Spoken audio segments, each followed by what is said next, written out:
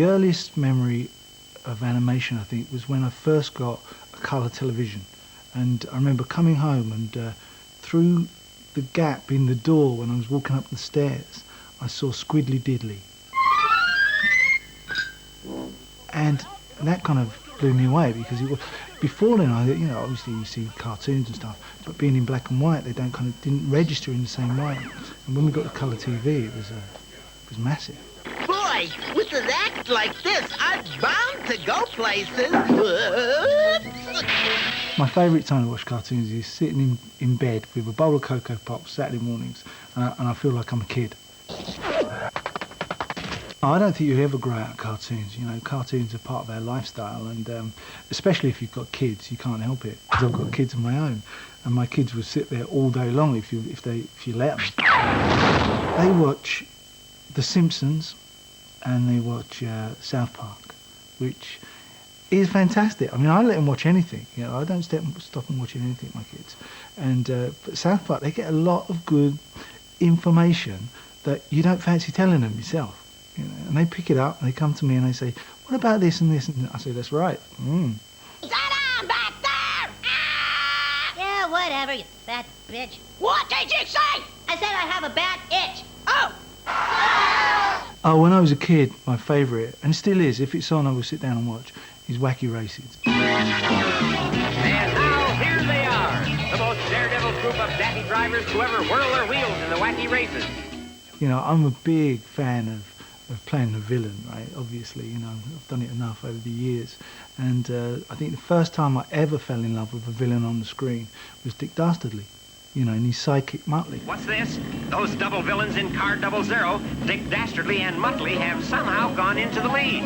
That sneaky shortcut put us way out in front. Right, Muttley? Absolute hand on heart, I wanted Dick Dastardly to win every week.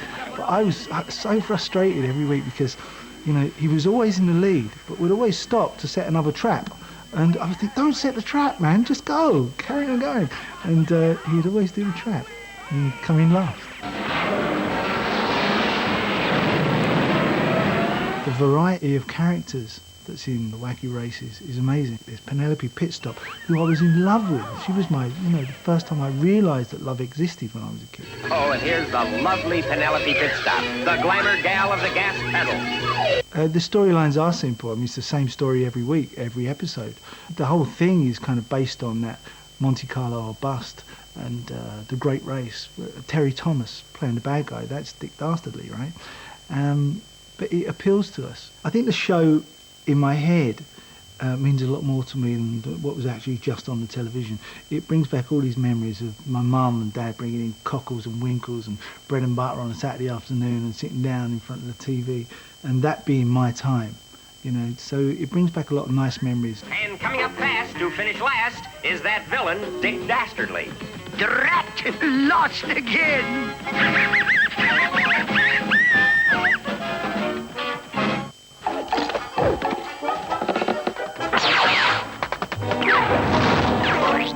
I think the first musical awakening, or the first realisation I ever had of videos, or my strongest musical memory, was of Top of the Pops when I God knows what age I was must have been pretty young, but it was Sugar Sugar by the Arches, and that was an animated video, and I just remember being transfixed by this video that was on, and I can remember where I was in my house, where in the room I was, where my dad was in the room, and just this TV screen, and these like candy-coloured figures dancing away, and the song was irrelevant, but it's just these images, it's gorgeous. Sugar. Oh, honey, honey, you are my candy girl, and you got me wanting you. I've always been a fan of animation because I remember when I was a kid, there were, people who watched Anne of Green Gables and, Secret Garden and stuff like that, and then the people who just disappeared into the fantasy world of animation and were into cartoons and things like that, and I was always definitely one of the people into cartoons. Crystal Tips and Alistair, I remember being around. Crystal Tips and Alistair was just way out there and you just couldn't get your head around what was going on, but it was just gorgeous. It was eye candy. It was just fantastic to watch.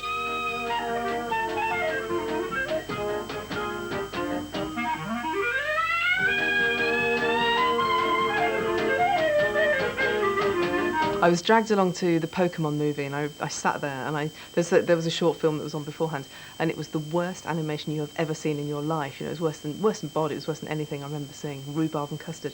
And so I thought, God, you know, but my kid thought it was fantastic. She just sat there going, oh, it's amazing. So then I went home and I was going, no, watch this. And we started to watch some early stuff. And I showed her Mary, Mungo and Midge and Mr. Ben, and she's just like, oh, please. As if by magic, the shopkeeper appeared. "Can I help you, sir?" he asked. To her, it's really one-dimensional. There's just nothing in it that's appealing at all. For me, it's still magical, because when I was a kid, Mr. Ben was completely magical. It was all into fantasy and, you know, took you into this other world. You watch it back now and it's absolutely ludicrous. You see his legs and they're just going like this really, really quickly, and you just think, why didn't I spot that when I was a kid? But, you know, it's just got an amazing magical memory. You know, the nostalgia still in your heart. It still kind of makes your hairs on your back of your neck stand up when you watch Mr. Ben. Quickly, he changed into the armour. The first thing is, I cannot believe they only made, 13 programmes? It's just like, no, surely there were 413.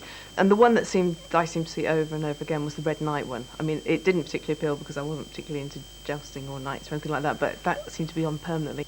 He climbed the rocks and found the smoke was coming from a dragon. Quite a large dragon. Gosh, thought Mr. Ben. Somebody else in fancy dress. I don't know why I remember this one in particular, but when I was asked about favourite cartoons, this one just sort of stirred up great feelings inside me. So I thought, well, Mary, Mungo and Midge. I've just got really distinctive memories of watching Mary, Mungo and Midge. Mary, Mungo, and Midge live in this town. And I hadn't realised quite how educational it was, and it was kind of fairly instructive. When I think about it, I don't know, there's just an element of fantasy there. I thought it was quite exciting. Mary, Mungo and Midge it was a little girl. She had this great big dog that lived with her, and then there was this little mouse, Midge, who used to play the flute. And that was the thing, he just used to play this flute. He could only play 3 blind mice, that's all he could play. And it was just their adventures. It was kind of things that happened to Mary. I'm going to make a potato print birthday card of me. Why? So that I can give one to all my friends on their birthdays. As you only have 2 friends, Mary and myself, you'll only have to make 2 cards. And as we both know what you look like, why should we have a picture of you? Mary, Mungo and Midge, if I think about it, when I watched the video back, it just reminded me of bunking off school. I used to always try and be ill off school so that I could spend time with my mum. So whenever I think of Mary, Mungo and Midge, it's me kind of having a tummy ache, yeah, right, and just sort of being with my mum and watching this cartoon. So maybe that's why it makes me feel good. As they live in a flat right at the top of the building, Mungo and Midge go down to the street by the lift. The best scene from it was when they used to go up in the lift all the time, and they'd get in there, and Mungo would get in, Mary would get in, and then Midge would just kind of climb up and get onto Mungo's nose, and the buttons would be pressed. I don't, for some reason, I just loved it. I loved that scene.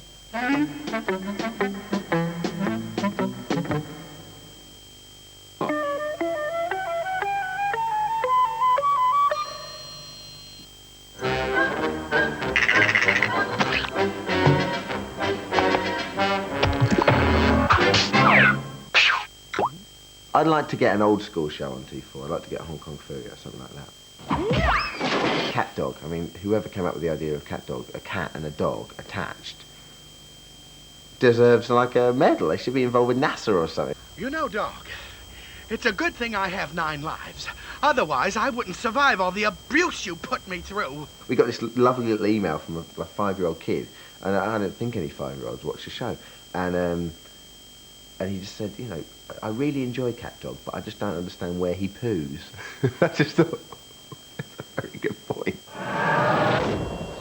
Always been a fan of animation. I think my earliest memory of it was when Justin Covington, who lived round the road from me, had his 6th birthday, and he took his mum, took me and about 3 or 4 others to go and see The Rescuers at Colchester Odeon. And we went down. I remember halfway through forgetting what a great movie it was and just started crying because I wanted my mum. There's no such thing as sex symbols when you were little as well. There was always just cartoon girls, which is probably not very healthy at all. But you know, there was You want out of Captain Caveman. Zoe, of course! All we have to do now is trap the villain. And then, of course, the classic Scooby-Doo. Is it Daphne and Thelma? It'll take more than a silly superstitious curse to scare us off. One always, like, you know, didn't really cut it, and the other one... You always worried about the other one and Fred, but, you know, I think as I got older, it became quite apparent to me that you didn't really have to worry too much about Fred, the cravat and so forth. Come on, grab the sandwiches and let's go. My favourite cartoon of all time would be The Simpsons, without a shadow of a doubt. It's consistently proven itself over the last 10 years to be not only the best cartoon on television, but, you know, within the top 3 shows on television, I think, in the world. By hiring me as your lawyer, you also get this smoking monkey. Better cut down there, Smokey. My favourite character is a really small character in The Simpsons called Lionel Hutz. Look, he's taking another puff. Who's the attorney, who's the worst attorney on earth. He's hysterical. I think my favourite scene with Lionel is just where I think Marge has accidentally shoplifted some bourbon. Uh-oh. We've drawn Judge Snyder. And she says, why is that a problem? Well, he's had it in for me ever since I kind of ran over his dog. And she says, you ran over his dog? Well, replace the word kinda with the word repeatedly and the word dog with son. I think the gags just are so more knowing now than, say, they were when it first started, because you know the characters more now. The relationships between them, and the fact that, you know, you'll catch every now and again that Marge and Lisa have the same facial expressions, you know, and the same with Homer, and Bart's already got this little pot belly, you know. He's so obviously going to turn into his father. You know, boy, I don't think I've ever felt as close to you as I do right. The secret to The Simpsons for me is the fact that you've got a show that combines just such adult humour in the best possible way, in a real highbrow way, you know, with just pure slapstick.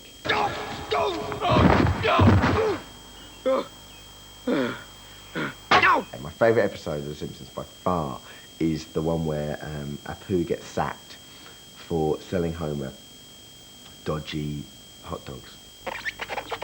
Oh, this time I've gone too far. No one will fall for... Woohoo! Cheap meat! Ooh, this one's open. My flatmate will just turn to me and say, why are you watching that again? You've seen that 5,000 times. And I'll be like, yeah, but I've got 25 minutes free, so it's perfect. It's only 24, so why wouldn't I watch it? Woohoo! Your old meat made me sick. Oh, I'm so sorry. Please accept 5 pounds of frozen shrimp. This shrimp isn't frozen, and it smells funny. Okay, 10 pounds. Woohoo!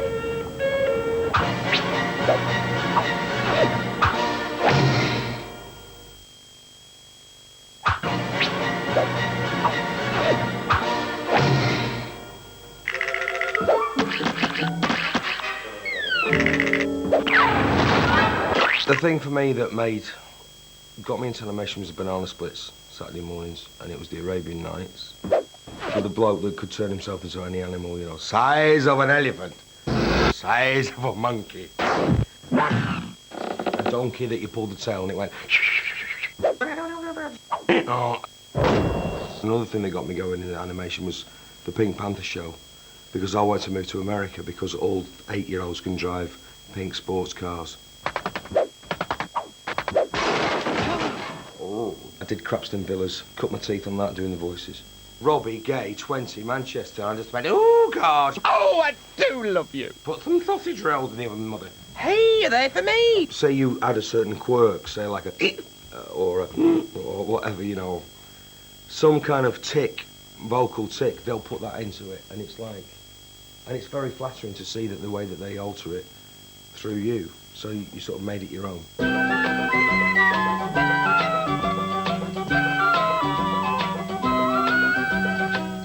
I'd recommend One of the Wisp, because one of our comedy heroes, Kenneth Williams, did every voice on it, and I mean, we're talking 30-odd voices.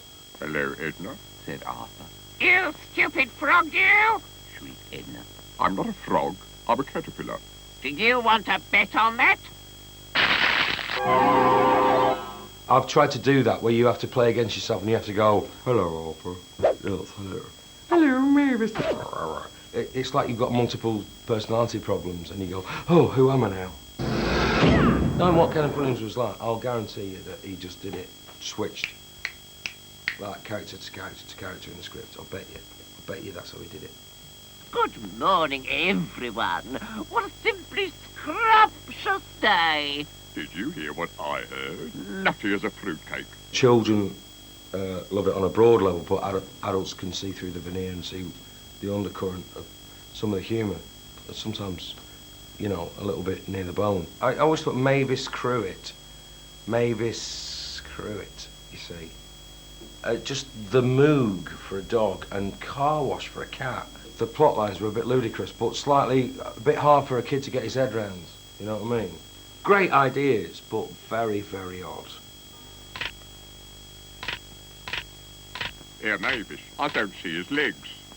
No one ever does see the legs on newsreader, Arthur. Look what you've done to my face, you interfering fat fairy person. Take that. And that.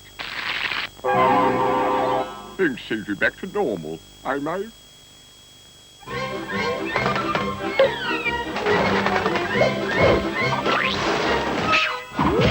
Yeah. I used to rush home from school to watch Dungeons and Dragons, funny enough, and He-Man. And the Masters of the Universe. And I remember when I'd sit and watch He-Man and the beginning of it alone, and as soon as he'd lift that sword and was like, I have the power, I was like, do you know what I mean? It was like, oh my God, but couldn't wait to sit and get into it. I don't know why I was attracted to those more than any other cartoon as a kid. I mean, I tell you something, if they came on now, they'd look really crap to me, do you know what I mean? I've tasted your potatoes before. I love, like The Simpsons and South Park, Ren and Stimpy. Yeah, cartoons like that I like to watch now. Cartman, there's an 80-foot satellite dish sticking out of your ass. Sure, you guys, whatever. With South Park, I actually bought posters, bought fridge magnets, I bought the mugs, I bought every single video, I bought T-shirts. I bought T-shirts for nearly every member of my family. I've got the calendars. Do I sound sick? And I'm sure I've got more, but I can't remember right now. But I actually paid out a lot of money for South Park merchandise. Cartman, they killed Kenny. He's not dead. Dude, Kenny is dead. See? Shut up, you guys. He's dead, Cartman. A cartoon that I would consider as being special would definitely be Tom and Jerry. It's great. Tom and Jerry to me is all about Sundays, do you know what I mean? One of the other characters from Tom and Jerry that I actually really liked was Mama Two Shoes. I thought she was great. I love the fact that, you never saw, above her legs. Either you keep that mouse out of the icebox, or you go out. Understand? And it was the voice that she had as well. It was the voice. Remember, you're on guard. I think with Tom and Jerry, though, I don't think you can touch it. I think that's a classic. I think Tom and Jerry, it's a bit like Mickey Mouse, even though they're a bit dated, they're classics and they'll always be around.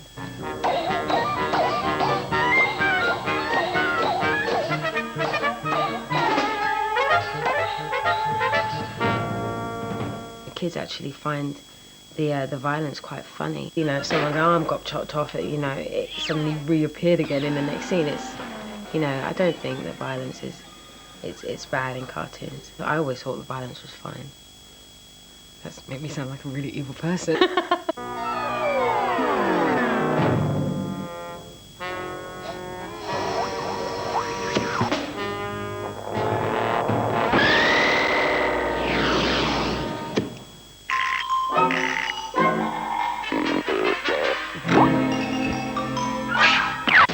I'm quite a regular home animator, and everything I've done has been so crap.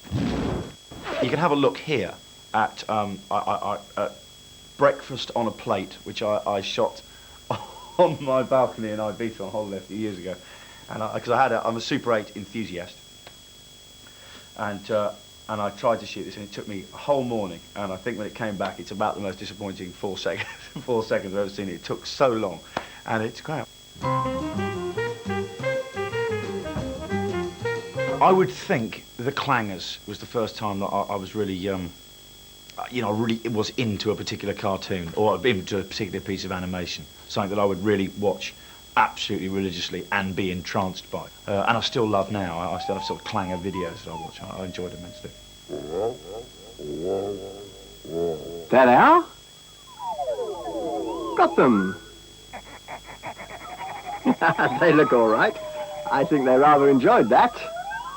I think a lot of children's animation lacks the soul, and I think the integrity that they used to when I was a kid. I think the Clangers still, when I see it, has something very soulful about it. And there is something very moving, I think, about the way they care for each other, their relationship with the soup dragon. These are silly things, and yet through the sort of the kind of gentility of the animation, I really think, I still find it very moving. As indeed the cartoon I've picked out, which is Hedgehog in the Fog, has a similar quality.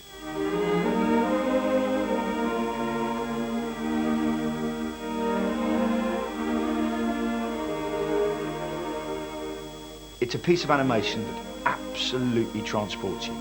Now, I love The Simpsons, but The Simpsons does not transport me anywhere. It amuses me, it entertains me, I enjoy picking up on the detail of it, but it's not magic. Hedgehog in the Fog is actually magical.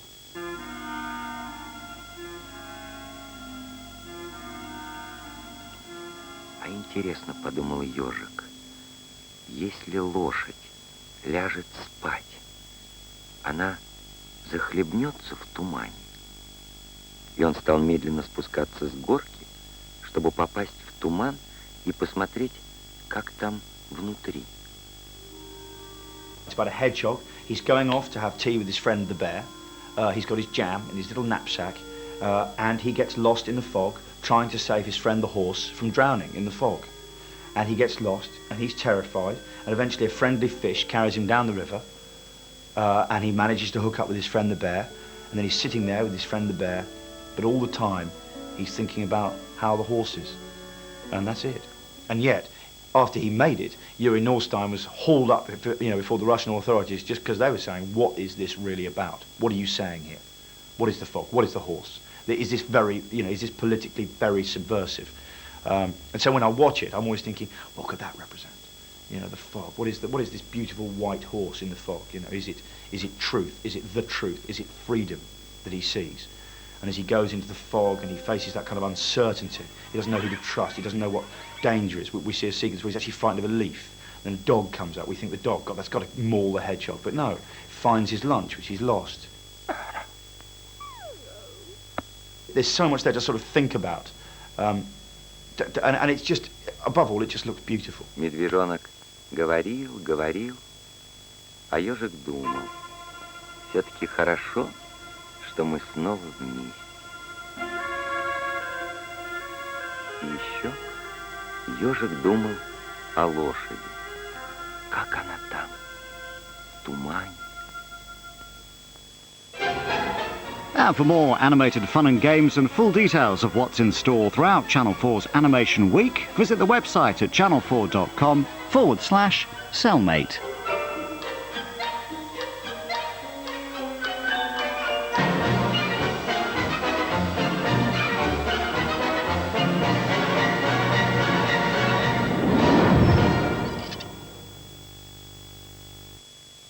And that was... Oh, hang on. Our tune. Smells like a hit to me. I'm Paul